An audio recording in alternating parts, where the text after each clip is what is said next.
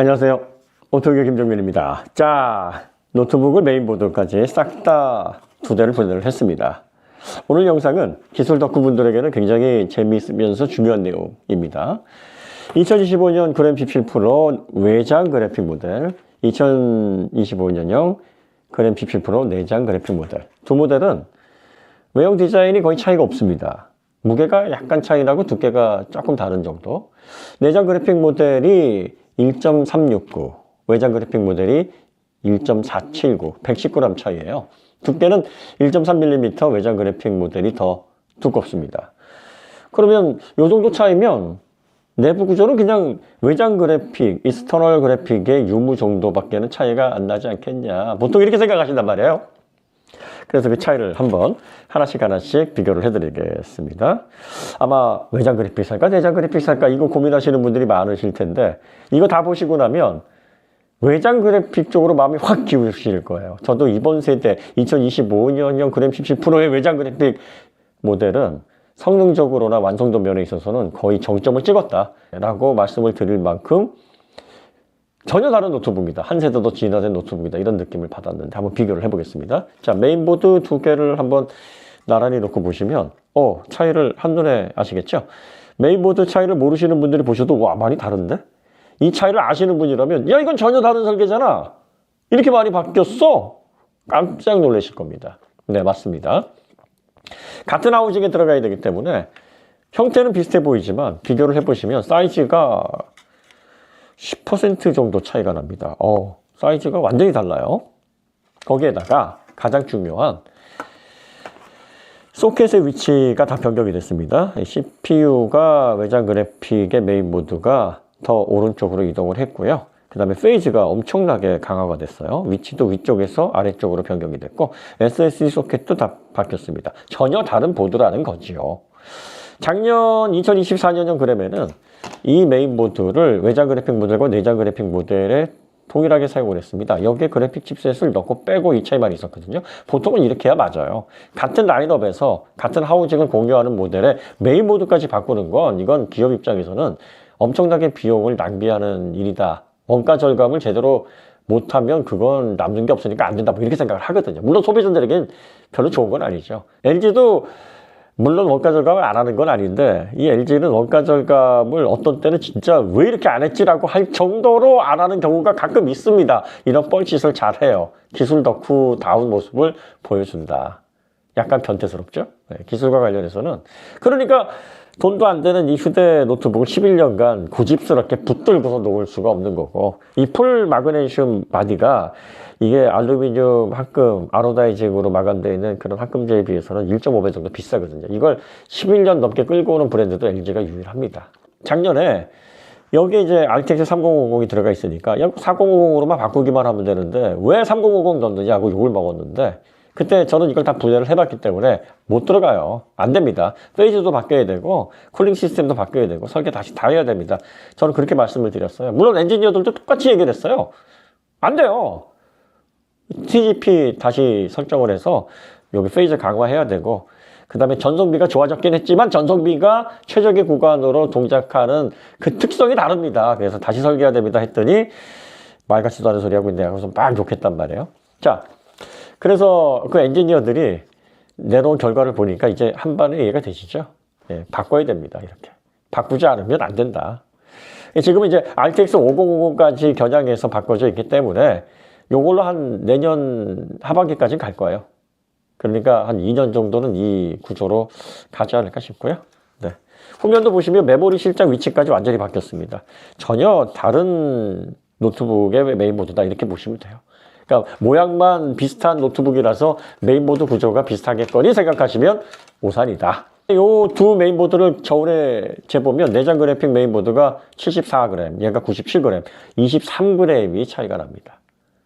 그러니까 그래픽 칩셋의 유무보다 더 많은 차이에, 더 많은 변화가 설계적으로 이루어졌다.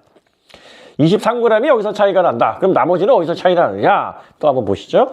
자, 그 다음에 중요한 게 이제 냉각 시스템. TGP, 토탈 그래픽 파워가 증가를 하게 되면 아무래도 열이 더 많이 발생을 하니까 그 대비가 돼야 됩니다. 이 히트 파이프, RH2핀 냉각판의 구조는 2배가 넘습니다. 예. 이 정도면은 뭐 열 처리 능력이 한눈에 봐도 와, 이거 엄청나게 차이 나는구나 이렇게 느끼실 만큼 완벽하게 다른 구조를 보여주고 있고요. 그 다음에 쿨링팬도 좀 더 두꺼워지고 출력도 높아졌습니다. 회전수를 더 빠르게 돌릴 수 있도록 변경이 됐다는 얘기죠. 두 개의 쿨링 시스템은 무게를 재보니까 86g, 126g, 40g이 차이가 납니다. 그러면 메인보드에서 나는 23g까지 합치면 이렇게 해서 외장 그래픽이 더 63g이 무겁게 무게 차이를 낸다. 그래도 아직 50 몇 그램 정도 차이가 더 나야 되죠? 어디서 또 날까요? 한번 또 살펴보시죠.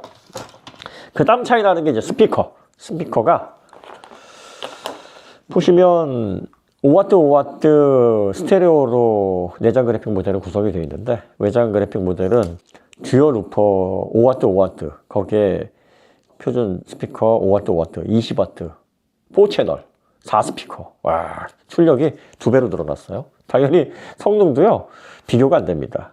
아, 왜 이렇게 차이를 넣었을까? 아니, 이왕 만든 거 그냥 여기다가 집어넣지. 이게 말이 되나? 라고 봤는데 소켓이 달라졌습니다. 왜냐면 이제 이게 듀얼이니까 전선이 4개가 들어가야 되잖아요. 그럼 소켓을 더 크게 써야 되고 얘는 2가닥이니까 소켓을 작게 경량화할 수 있었던 거죠. 그러면 외장 그래픽 모델을 부품을 사서 내장 그래픽에 넣을 수 있지 않을까요? 못 넣습니다. 소켓이 안 맞아요. 아하. 그러니까 강력한 스피커 성능을 이렇게 5W, 5W, 5W, 5W 이렇게 20W 출력의 듀얼 우퍼를 갖추고 있는 4채널의 스피커를 이용하려면 외장 그래픽 모델을 써야 된다. 사야 된다. 돈을 더 써야 된다.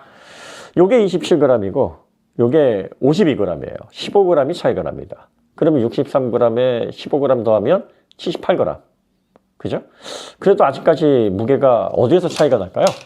자, 그 다음에 디스플레이와 키보드를 포함한 이 하우징에서도 무게 차이가 꽤 납니다. 왜냐하면 두께가 1.3mm가 외장 그래픽 모델이 두껍잖아요. 그러다 보니까 이게 입체적으로 1.3mm가 늘어나는 거잖아요. 그러니까 여기에서 당연히 하우징에서 무게가 증가를 합니다. 어느 정도 차이가 나냐면 이 내장 그래픽에 들어가는 디스플레이를 포함한 하우징이 705g입니다.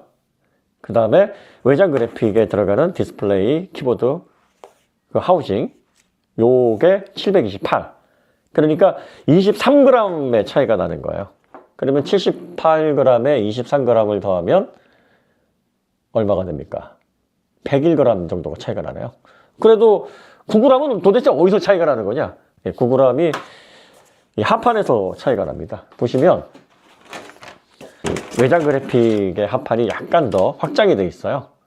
그래서 소재는 뭐 포스코강 사용이 되어 있죠. 이게 마그네슘 합금으로만 이루어진 게 아니라 복합적인 합금재로 이루어져 있어서 두께는 얇은데 굉장히 강합니다. 제가 막 30번 넘게, 30번이 뭐야, 4, 50번 정도 구멍을 내서 이렇게 좀 깨보려고 했는데 좀처럼 이게 찢어지거나 깨지지 않는 극강의 내구성을 보여준 합판으로 유명하죠. 그래서 이 합판 무게를 측정을 해보면 외장 그래픽 모델이 130g, 내장 그래픽 모델이 119g으로 11g이 차이가 납니다.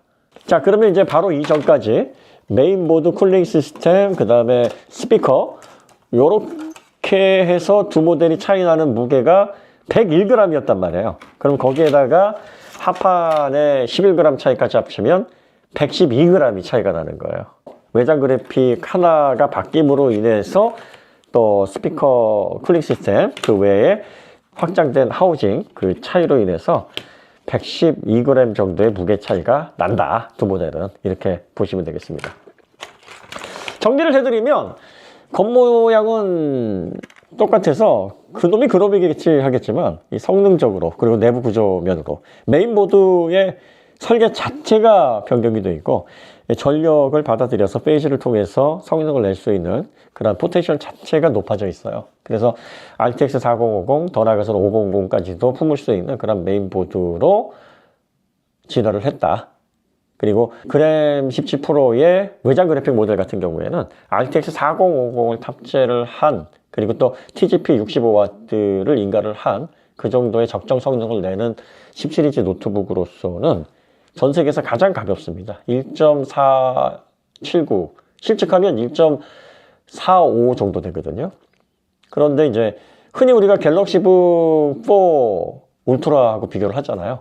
같은 RTX 4050을 탑재한 모델과 비교를 해보면 400g 무게가 차이가 납니다. 많은 분들이 비슷한 성능을 구현하는 모델에서의 400g 차이를 굉장히 우습게 보시는 경향이 있는데, 사실 그램과 같이 극한의 무게 감량이 된 그런 모델에서 다만 100g의 차이 나도 원가에서 낼 수 있는 개발비나 또 그 제품을 만들어내기 위한 총 비용으로 놓고 보면 1.3배수, 1.4배수 이상 차이를 내는 엄청난 그런 격차를 내는 부분입니다. 그리고 또 이런 휴대 경작 노트북은 노트북의 본연의 하드웨어 성능 대비 얼마나 가볍게 장시간 휴대를 할 수 있느냐, 다시 말해서 경장 구조가 그 노트북의 가치를 결정짓는 가장 중요한 성능 지표 중에 하나입니다. 이걸 많은 분들이 무시하는 경향이 있어요.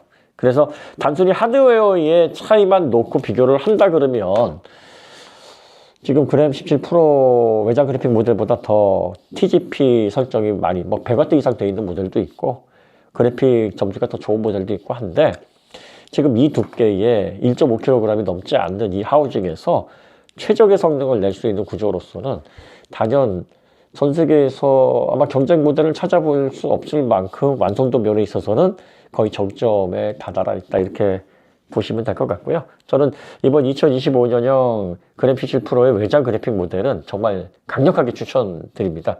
작년 모델까지만 해도 그래 가벼운 게 좋긴 한데 성능도 중요하잖아, 가벼운 게 뭐 대수야 라고 말씀하시는 분이 계실 수 있었고, 어느 정도 그 부분을 부정할 수는 없었습니다. 왜냐면 RTX 3050 45W로 구현되는 2024년형 모델의 그래픽 성능은 좀 답답한 감이 없지 않아 있었는데, 지금 2025년형에 TGP 65W로 확장되어 있고 그러면서도 110g의 무게 정도만 증가시켜 놓은, 또 그러면서도 메인보드의 페이즈를 비롯한 전체 설계를 다 바꾸고 안정적인 출력을 만들어주는 그런 쿨링 시스템 부분에 있어서도 강력하게 설계 보완이 이루어져 있는 이런 모델이라 그러면 현재 성능과 휴대성과 활용도 면에 있어서 가장 균형이 잘 맞춰져 있는 노트북이 아닐까, 그런 생각이 듭니다. 내장, 외장 용도에 맞춰서 선택을 해야 되겠지만 이왕이면 그 진수를 맛볼 수 있는 외장 그래픽 17g 프로 요거를 구입을 하시는 걸 저 추천을 드리고, 가성비 면에 있어서 또 뭐 나는 게임 잘 안 한다 그러시면 뭐 아무리 성능이 좋다 그래도 쳐다보실 건 없죠. 내장 그래픽만으로도 그램 17 프로 충분하니까 뭐 내장 그래픽을 좀 경제적으로 접근을 하겠다, 이렇게 생각을 하셔도 나쁜 선택은 아니라고 봅니다. 네, 오늘은 조금 이렇게 두 모델 간의 변화, 그리고 또 내부 구조를 통한 어떤 차이가 있는지 이런 부분들을 좀 깊게 한번 짚어봤습니다. 오늘 이야기는 여기서 마치도록 하고요. 다음에 더 좋은 콘텐츠로 찾아뵙겠습니다. 감사합니다.